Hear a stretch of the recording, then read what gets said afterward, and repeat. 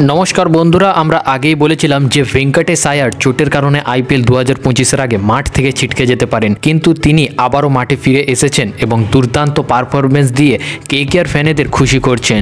যেন তিনি সবাইকে বলছেন, আমি এখনও আছি। কেরলের বিরুদ্ধে রঞ্জি ট্রফির ম্যাচে ভেঙ্কটেশ আয়ার 8 নম্বরে ব্যাট করতে নেমে 70 বলে 80 রান করে। তার ইনিংসে ছিল 2টি 4 এবং 6টি ছক্কা। তিনি আবেশ খানের সাথে 84 রানের একটি পার্টনারশিপ করে এবং সেখানে তিনি নিজেই 80 রান করেন। এই পারফরমেন্সের পর কেকেআর ফ্যানেরা তো নিশ্চিত যে আয়ার তাদের দলে পরবর্তী নেতা হতে চলেছে এবং আইপিএল 2025 নিলামে তাকে কেকেআর ছেড়ে দিলেও তারপরে তাকে দলে নিয়েছে এবং 23.75 কোটি টাকার মতো একটু বড় একটা অ্যামাউন্টে তাকে দলে নিয়েছে এবং তার এই পারফরমেন্স থেকে স্পষ্ট যে এটা কেকেআর তাকে নিয়ে একদমই ভুল করেনি।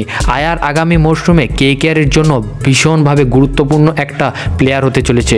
তো বন্ধুরা, ভেঙ্কটেশ আয়ারের এই দুর্দান্ত পারফরমেন্স ভেঙ্কটেশ আয়ার কি ধরে রাখতে পারবে? আপনার মতামত কমেন্টে অবশ্যই জানাবেন।